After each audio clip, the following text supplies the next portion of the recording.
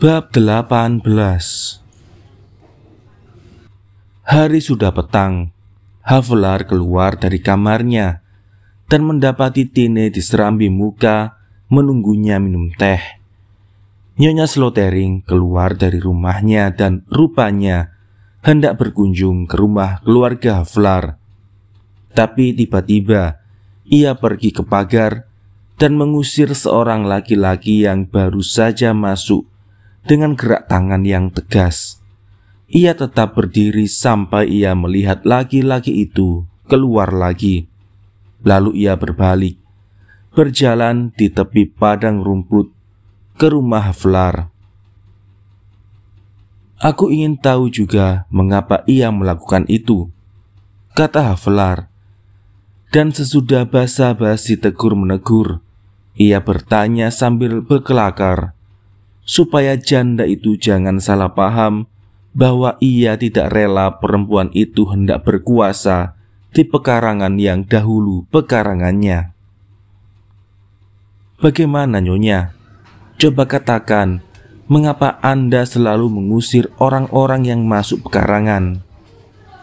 Bagaimana kalau orang tadi itu penjual ayam atau barangkali keperluan dapur?" Di wajah Nyonya Slotering tampak gerak kepedihan yang tidak luput dari pandangan mata Havelar. Katanya banyak orang jahat." "Memang, di mana-mana begitu. Tapi kalau kita membikin susah orang lain, yang baik-baik pun tak mau datang lagi. Cobalah Nyonya, ceritakan kepada saya mengapa Anda begitu keras menjaga pekarangan." Havelar memandang kepadanya dan sia-sia mencoba membaca jawaban dalam matanya yang basah. Dia mendesak lagi meminta keterangan. Janda itu menangis, terisak-isak. Katanya suaminya kena racun di Parangkujang, di rumah kepala distrik. "Dia mau adin, Tuan Havelar," kata perempuan malang itu melanjutkan. "Dia hendak mengakhiri penindasan terhadap penduduk yang menderita. Ia memperingati dan mengancam kepala-kepala di rapat-rapat dan dengan surat. Anda tentu telah menemukan surat-suratnya dalam arsip." Memang betul, Havelar telah membaca surat-surat itu. Salinannya ada di depan saya. "Ia selalu berbicara dengan residen," janda itu melanjutkan, "tapi selalu sia-sia. Umum mengetahui bahwa pemerasan terjadi untuk kepentingan bupati dan dilindungi oleh bupati. Sedang residen tidak mau mengadukan bupati itu kepada pemerintah. Maka hasil pembicaraan itu hanyalah penganiayaan terhadap orang yang mengadu. Karena itu suami saya yang malang mengatakan bahwa jika tidak ada perbaikan sebelum akhir tahun, ia akan berhubungan langsung dengan Gubernur Jenderal. Itu terjadi bulan November. Tidak lama sesudah itu, ia melakukan perjalanan inspeksi. Ia makan siang di rumah Demang Parangkujang. Dan tidak lama sesudah itu dibawa ke rumah dalam keadaan yang menyedihkan. Ia berteriak sambil menunjuk perutnya, "Api, api!" Dan beberapa jam kemudian, ia tidak ada lagi. Orang yang semasa hidupnya selalu sehat walafiat. "Apakah Anda menyuruh panggil dokter dari Serang?" tanya Havelar. "Ya, tapi dia hanya sebentar saja memeriksa suami saya. Sebab suami saya meninggal tidak lama sesudah dokter itu datang. Saya tidak berani menyampaikan kecurigaan saya kepadanya. Sebab saya tahu saya tidak akan segera dapat meninggalkan tempat ini. Dan saya takut pembalasan dendam. Saya mendengar bahwa Anda, seperti juga suami saya, hendak menyapu bersih segala yang tidak beres di sini. Dan karena itu, saya gelisah saja. Saya tidak hendak mengatakan ini semua kepada Anda, supaya Anda, suami istri, janganlah ketakutan. Dan karena itu saya membatasi diri dan hanya menjaga pekarangan, supaya jangan ada orang keluar masuk ke dapur.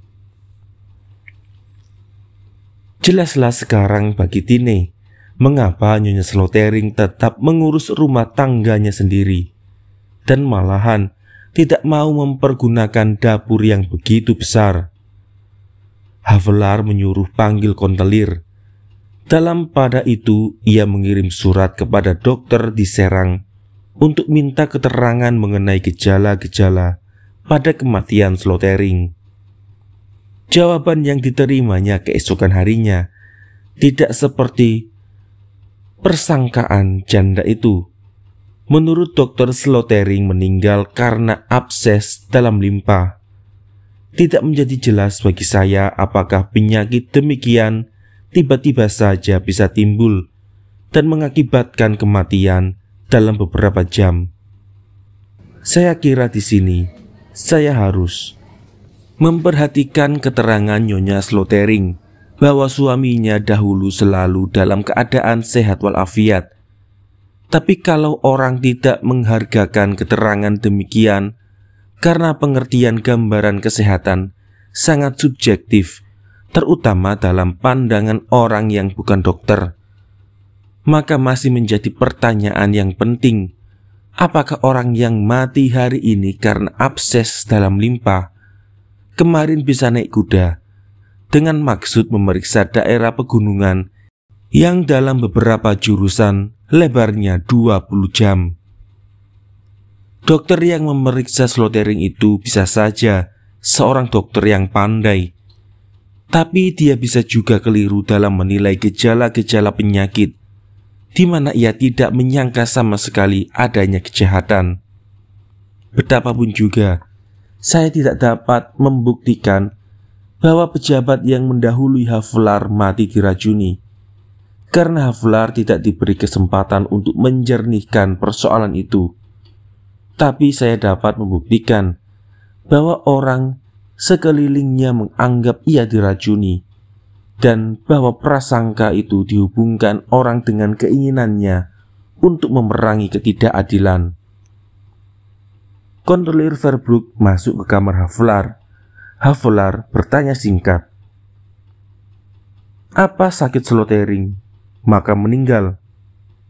"Saya tidak tahu." "Diracuni?" "Saya tidak tahu." "Tapi..." "Bicaralah yang jelas, Verbroek." "Tapi dia mencoba menghilangkan keadaan-keadaan yang tidak beres, seperti Anda. Dan dia pasti diracuni sekiranya ia tinggal lebih lama di sini." "Tuliskan." Verbroek menuliskan apa yang dikatakannya itu. Keterangannya itu ada di depan saya. "Sedikit lagi, benarkah atau tidak benarkah bahwa ada pemerasan di Lebak?" Verbroek tidak menjawab. "Jawablah, Verbroek." "Saya tak berani." "Tuliskan kalau Anda tidak berani." Verbroek menuliskannya. Keterangannya itu ada di depan saya. "Baik, sedikit lagi. Anda tidak berani menjawab pertanyaan saya yang terakhir. Baru-baru ini Anda mengatakan, waktu kita bicara tentang mati keracunan, bahwa Anda satu-satunya orang yang memberi nafkah kepada saudara-saudara Anda yang perempuan di Betawi. Apakah itu sebabnya maka Anda takut bersikap yang saya sebut separuh-separuh?" "Iya." "Tuliskan." Verbroek menuliskannya. Keterangannya ada di depan saya. "Baiklah," kata Havelar. "Cukup. Dan Verbroek boleh pergi." Havelar keluar dan bermain dengan Max kecil yang diciumnya dengan mesra. Sesudah Nyonya Slotering pulang, disuruhnya anak itu pergi dan dipanggilnya Tine ke kamarnya. "Tineku manis, ada permintaanku kepadamu. Pergilah kau dengan Max ke Betawi. Hari ini aku memasukkan pengaduan terhadap bupati." Dan Tine merangkulnya. Dan untuk pertama kalinya menentang kemauan suaminya, sambil terseduh, ia menjerit, "Tidak, Max, tidak. Aku tidak mau. Aku tidak mau. Kita makan dan kita minum bersama." Apakah Havlar salah ketika ia berkata bahwa istrinya pun tidak berhak membuang ingus seperti wanita-wanita di Arles? Ditulisnya surat dan dikirimnya. Salinannya saya turunkan di bawah ini. Sesudah saya lukiskan dalam keadaan apa ia menulis surat itu, saya kira tidaklah perlu saya mengatakan bahwa dalamnya terpancar keberanian dalam menunaikan kewajiban.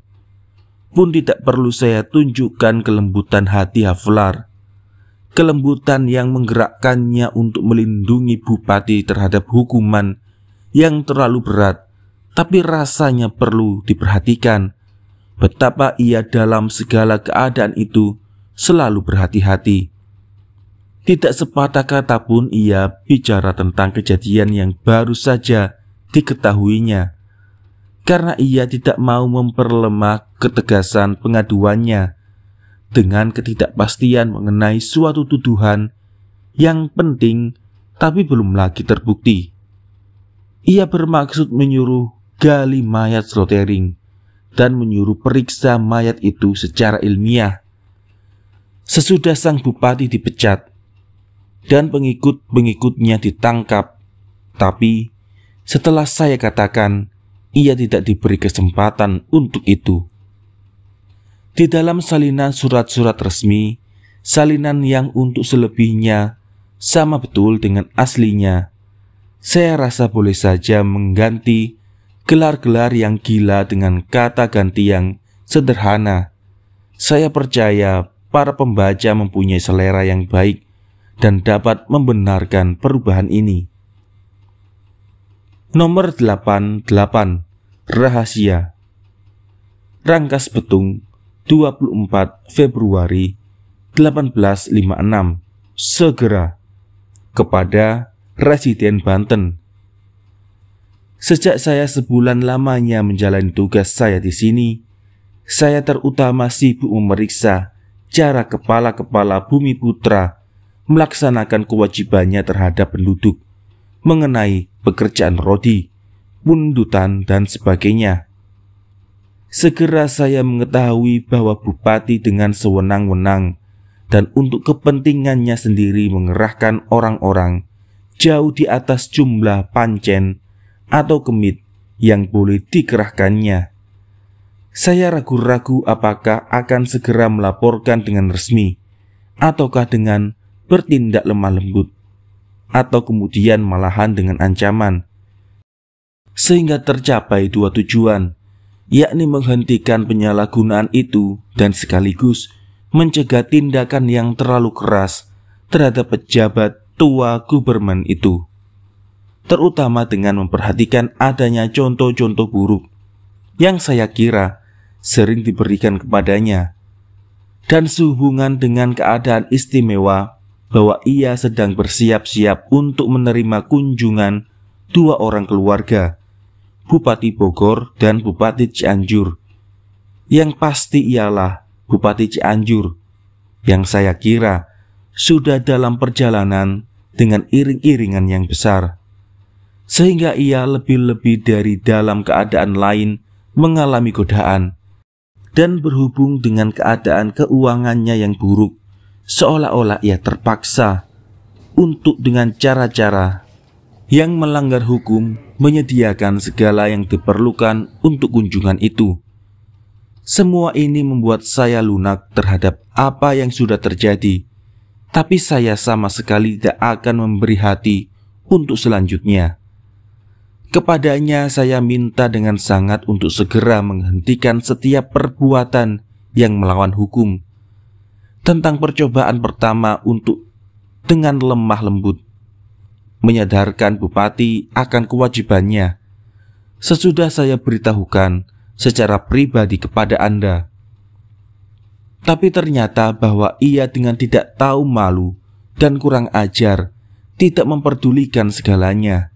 Dan saya merasa berdasarkan sumpah jabatan saya berkewajiban untuk memberitahukan kepada Anda bahwa saya menuduh Bupati Lebak, Raden Adipati, telah menyalahgunakan kekuasaannya dengan mempergunakan secara melanggar hukum tenaga kerja rakyatnya, dan bahwa saya mencurigainya telah melakukan pemerasan dengan meminta penghasilan in natura tanpa pembayaran atau dengan pembayaran yang tidak cukup, pembayaran yang ditentukan semena-mena, bahwa saya selanjutnya mencurigai Demang Parangkujang, menantunya, telah turut membantu dalam perbuatan-perbuatan tersebut.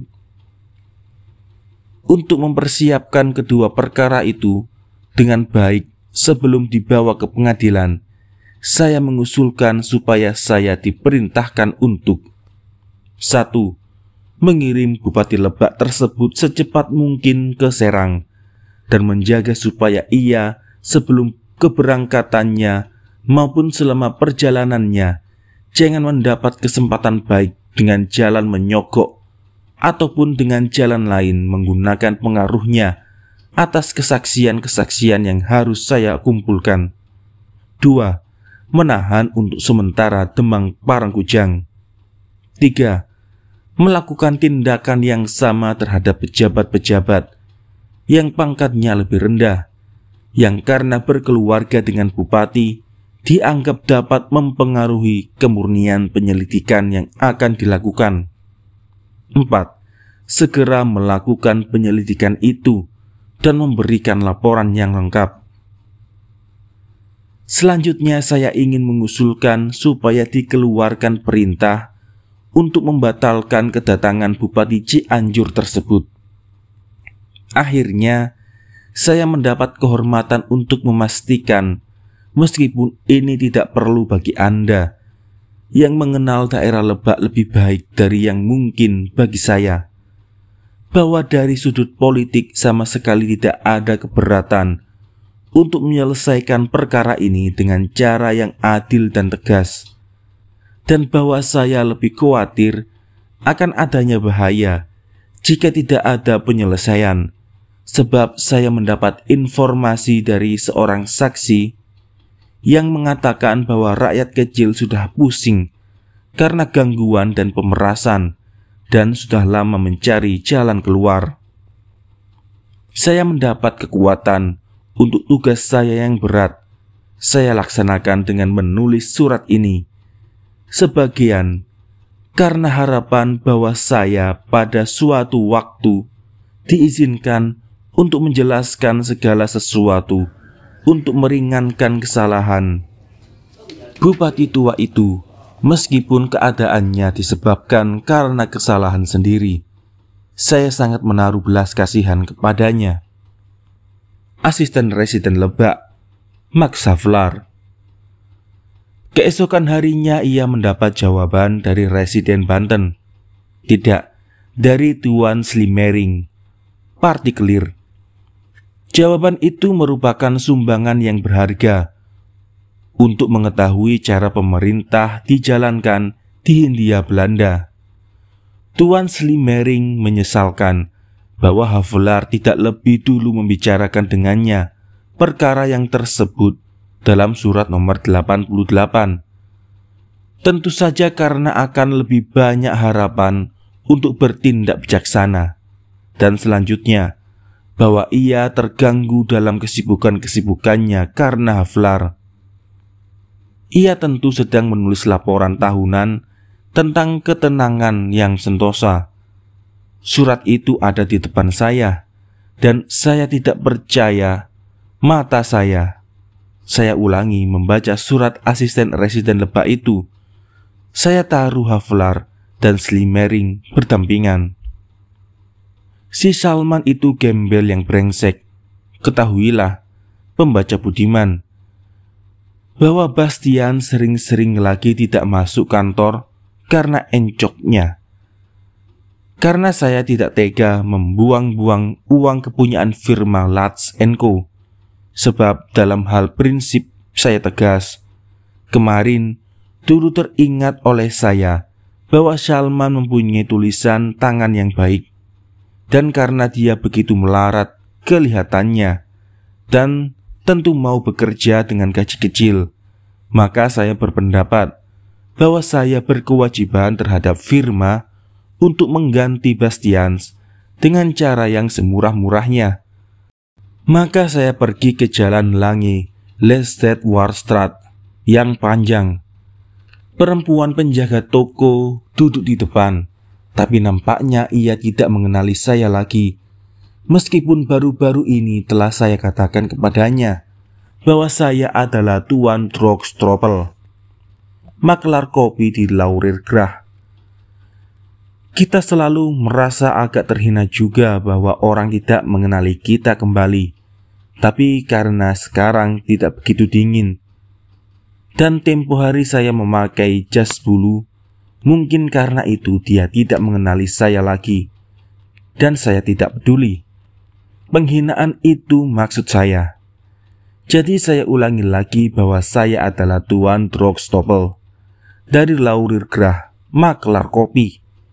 Dan saya minta dia untuk melihat apakah Salman ada di rumah. Karena saya tidak mau seperti dulu lagi berbicara dengan istrinya yang selalu tidak merasa puas itu. Tapi perempuan penjual rombengan itu tidak mau ke atas. Dia tidak dapat sehari-harian turun naik memanggil orang gembel itu, katanya. Tapi saya boleh naik sendiri. Lalu menyusul lagi lukisan tangga dan serambi-serambi dalam yang sama sekali tidak saya perlukan.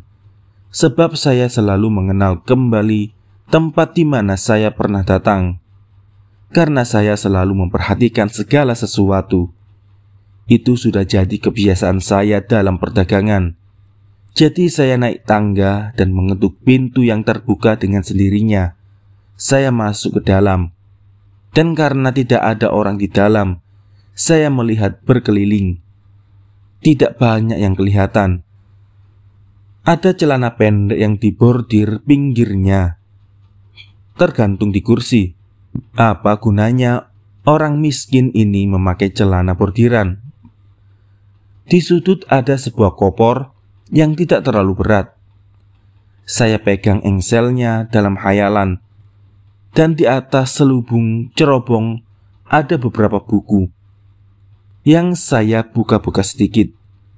Kumpulan yang ajaib, beberapa jilid Byron, Horatius, Bastiat, Beranger, dan coba terka. Sebuah kitab Injil. Kitab Injil yang lengkap dengan kitab-kitab apokrifa di dalamnya. Saya tidak mengira akan menemuinya pada Salman. Dan rupanya dia membacanya juga. Sebab saya menemukan banyak catatan-catatan di atas kertas lepas yang berkenaan dengan Alkitab. Semuanya ditulis dengan tulisan tangan seperti dokumen-dokumen dalam bungkusan jahanam itu. Terutama kitab Ayub nampaknya dipelajarinya dengan rajin, sebab halaman-halaman menganga di situ. Saya kira dia mulai merasakan kekuasaan Tuhan, dan karena itu dengan membaca kitab-kitab suci, ia hendak bertobat kepada Tuhan. Dan saya tidak keberatan. Tapi sambil menunggu demikian, mata saya tertarik kepada sebuah kotak jahitan kecil yang terletak di atas meja. Dengan tidak bermaksud apa-apa, saya memperhatikannya. Di dalamnya ada beberapa kaos anak-anak yang belum selesai, beberapa sajak yang edan, dan sepucuk surat kepada istri Salman seperti ternyata dari alamatnya. Surat itu sudah terbuka dan nampaknya seperti diremas-remas dalam amarah. Menurut prinsip saya yang tidak dapat diganggu-gugat, saya tidak akan membaca apa yang tidak ditunjukkan kepada saya, sebab saya rasa tidak pantas. Memang saya tidak pernah melakukannya kalau saya tidak berkepentingan. Tapi sekarang saya mendapat pikiran bahwa adalah kewajiban saya untuk membaca surat itu, sebab isinya mungkin dapat memberi saya penerangan tentang maksud saya yang penuh peri kemanusiaan yang membawa saya kepada Salman. Saya berpikir betapa dekat selalu dengan Tuhan mendampingi makhluknya, sebab Dia di sini tiba-tiba memberi saya kesempatan untuk mengetahui lebih banyak tentang laki-laki itu, dan dengan demikian melindungi saya dari bahaya memberikan jasa baik kepada orang yang asusila.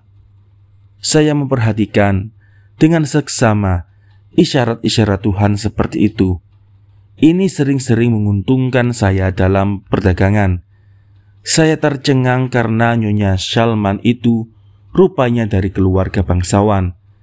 Artinya surat itu ditandatangani oleh seorang keluarga yang namanya di negeri Belanda terkemuka, dan saya sungguh senang sekali dengan isinya yang indah. Rupanya orang itu orang yang rajin bekerja demi Tuhan, sebab ia menulis bahwa istri Salman harus minta cerai dari laki-laki bangsat yang membiarkannya menderita kemiskinan, laki-laki yang tidak pandai cari makan, yang selain itu seorang penjahat pula karena ia punya hutang. Bahwa penulis surat itu kasihan mengingat nasibnya, meskipun itu salahnya sendiri, karena ia meninggalkan Tuhan dan mengikuti Salman. Bahwa ia harus kembali kepada Tuhan. Keluarganya tentulah akan kerjasama untuk memberinya pekerjaan jahitan. Tapi lebih dulu ia harus bercerai dengan si Salman itu, yang merupakan keaiban bagi keluarga. Pendeknya, surat itu tidak kalah isinya dari apa yang dikhotbahkan dalam gereja, penuh ajaran yang saleh. Cukuplah saya mengetahui dan saya bersyukur bahwa saya mendapat peringatan dengan cara yang begitu ajaib. Tanpa peringatan itu, tentulah saya menjadi korban kebaikan hati saya. Jadi saya putuskan untuk menahan lagi Bastians sampai saya mendapatkan seorang pengganti yang memenuhi syarat, sebab saya tidak suka memecat seseorang. Pembaca tentu ingin mengetahui bagaimana keadaan saya dalam pertemuan lingkaran yang terakhir, dan apakah saya menemukan triolet. Saya tidak pergi ke pertemuan itu. Ada hal-hal yang aneh terjadi. Saya pergi ke Driebergen dengan istri saya dan Mary. Ayah mertua saya, Lats senior, putra Lats yang pertama, ketika keluarga Meyer masih anggota, tapi mereka sudah lama keluar. Sudah lama mengatakan bahwa ia hendak bertemu istri saya dan Mary. Cuaca cukup baik, dan karena khawatir akan mendengar cerita percintaan yang dikatakan oleh Stern akan dibacakannya, maka saya teringat untuk memenuhi undangan itu. Saya bicarakan dengan juru buku kami, seorang yang berpengalaman, dan sesudah berunding masak-masak, ia menasihati saya untuk memikirkan rencana itu sehari 2 hari. Segera saya terima nasihatnya itu, sebab saya cepat dalam melaksanakan keputusan-keputusan saya. Sudah keesokan harinya, saya sadar betapa bijaksana nasihat-nasihatnya itu. Sebab malam hari saya berpikir bahwa saya lebih baik menunda keputusan itu sampai hari Jumat. Pendeknya, sesudah mempertimbangkan segalanya masak-masak, banyak pro tapi banyak pula kontranya, maka kami berangkat. Sabtu sore dan Senin pagi kami kembali. Saya tidak akan menceritakan semua ini, sekiranya tidak erat hubungannya dengan buku saya. Pertama, saya ingin Anda mengetahui mengapa saya tidak memprotes omongan gila yang sudah pasti diocehkan oleh Stern di hari Minggu yang lalu. Cerita apa itu? Masa orang bisa mendengar sesudah ia meninggal? Mary menceritakannya. Dia dengar dari keluarga Rosemeyer yang berdagang gula. Dan kedua, karena saya sekarang kembali jadi yakin bahwa semua cerita tentang kesengsaraan dan keonaran itu bohong belaka. Nampaklah betapa orang mendapat kesempatan untuk mengalami masalah-masalah dengan baik jika dalam perjalanan. Yakni pada malam Minggu, ayah mertua saya memenuhi undangan pada seorang tuan yang dahulu jadi residen di Hindia Timur dan sekarang tinggal dalam villa yang besar. Kami pergi ke sana dan sungguh tidak cukup kata-kata untuk memuji penerimaan mereka yang manis. Dikirimnya keretanya untuk menjemput kami dan kusirnya memakai rompi yang merah. Udara masih agak dingin untuk melihat-lihat tamasya di luar yang mestinya indah di musim panas. Tapi di dalam rumah itu sendiri, orang tidak menginginkan apa-apa lagi. Segalanya cukup, segala yang memberikan kesukaan. Sebuah ruang biliar, sebuah ruang perpustakaan, sebuah serambi kaca besi yang beratap sebagai tempat benangas, dan kakak tua bertengger di atas tungkat perak. Saya belum pernah melihat yang seperti itu. Saya berkata, kelakuan baik selalu mendapat ganjaran baik. Laki-laki itu telah mengurus segala sesuatu dengan cermat. Buktinya, dia punya 3 bintang kehormatan. Dia punya sebuah villa yang menyenangkan, mempunyai pula sebuah rumah di Amsterdam. Dan waktu makan malam, semua makanan dicampur jamur. Dan pelayan-pelayan makan memakai rompi merah seperti kusir. Karena saya punya perhatian pada soal-soal yang mengenai Hindia, berhubung dengan perdagangan kopi, saya alihkan percakapan kepada soal-soal itu. Dan segera saya mengetahui apa yang harus saya pegang. Residen itu mengatakan kepada saya bahwa di timur peruntungannya selalu baik, jadi tidak sepatah kata pun yang benar. Dan cerita-cerita tentang ketidaksenangan penduduk itu, saya alihkan percakapan kepada Salman. Dia mengenalnya, dan dari sudut yang sangat tidak baik.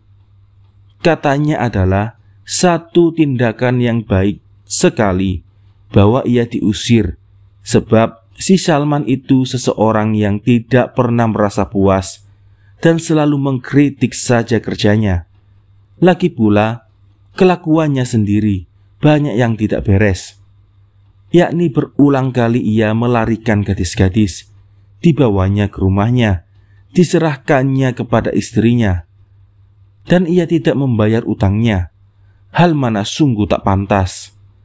Karena saya baru saja mengetahui dari surat yang saya baca itu, betapa beralasan tuduhan itu, saya merasa senang bahwa saya mempunyai pandangan yang benar tentang duduknya perkara, dan saya sangat puas dengan diri saya sendiri.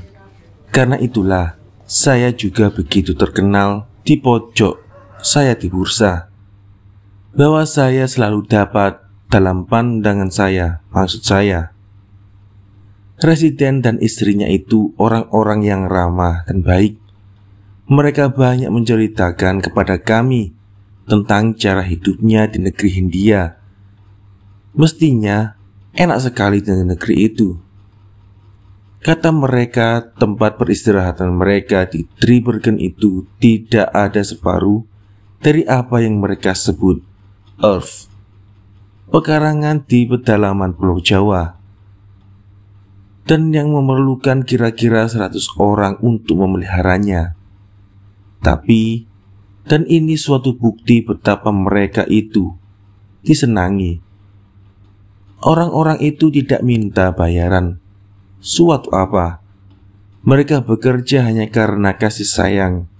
Juga mereka menceritakan bahwa waktu mereka berangkat, mereka menjual perabotnya dan menghasilkannya ada 10 kali harganya.